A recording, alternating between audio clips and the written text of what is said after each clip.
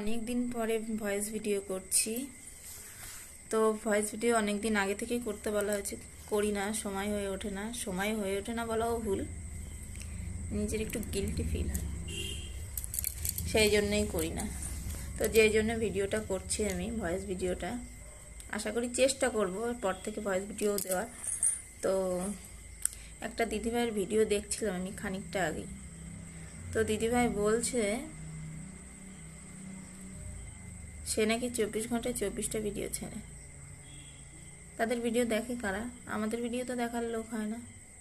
24 ঘন্টায় 24টা ভিডিও যদি ছাড়া হয়, ভিডিওগুলো কোথায় যাবে? দেখবে কারা? এটা কি আদৌ সম্ভব? তার কি বাড়িতে কাজকর্ম থাকে না?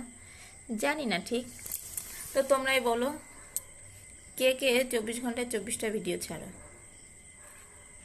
ঠিক আছে, টাটা।